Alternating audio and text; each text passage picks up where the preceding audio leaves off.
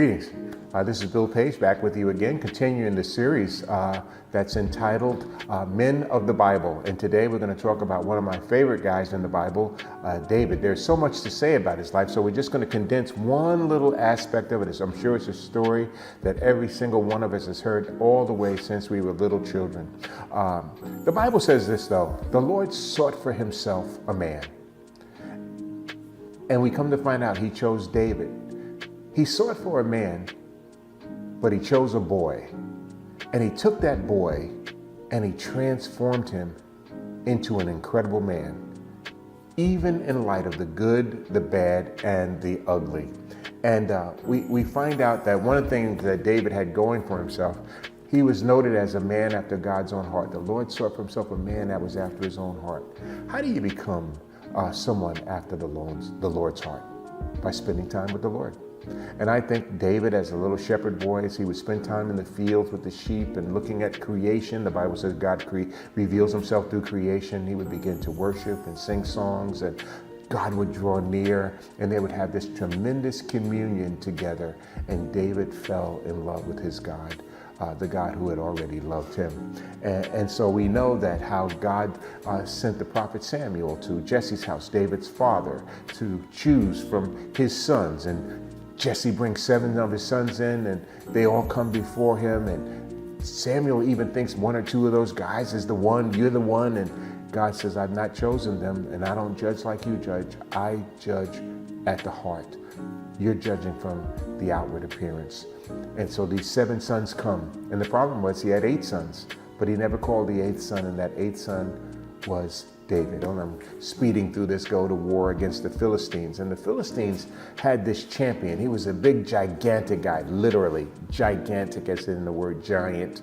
His name was Goliath, and he was talking a lot of smack, and he would defy. He said, why? In essence, he would say, why do we have to go to war? You know, why don't you just send out your champion and I'll fight him. And if he beats me, we'll serve you. And if I beat him, you serve us. But nobody wanted to go out. And even the King Saul, had even offered his daughter. You can have my daughter if you go fight him, or you won't have to pay taxes for the rest of your life. And maybe that would have been an enticement for some, but not any of those soldiers. And I think about this as I think about that offer. What fun is a wife if you're not around to enjoy her? And so nobody takes him up on that. And David, being obedient and submissive to his dad, goes up, sent by his father out to the battlefield to take some victuals out to his brothers. In the army, we used to call that a care package. And so he gets up there, and then Goliath comes out, and he watches everybody move away and back up in fear as Goliath is talking smack. And again, I'm paraphrasing a lot of this. And David becomes incensed. And one of the things he says, who is this uncircumcised Philistine that he would defy the army of the living God? And his brothers become jealous of him, and he goes, is there not a cause? And then he says, I'll fight him. And so the word gets back to Saul, and he goes in before King Saul, and Saul sees that he's just a kid, but he's able to tell him, hey, I fought against a bear, and I fought against a lion, and the same God that delivered me from the paw of the bear and the lion will deliver me from this giant. And so Saul looks him up and down, and he goes, okay. And he tries to give him his armor. But Saul was one of the largest men, if not the largest man in all of Israel. And his armor didn't fit. And we all know the story about how David went and fought against this giant with nothing more than a sling and a rock. And on his way to fight the giant, though, he stopped in this stream. A brook is trickling down, and he reaches into the water, and he takes out 5 smooth stones. And I think about 5 smooth stones.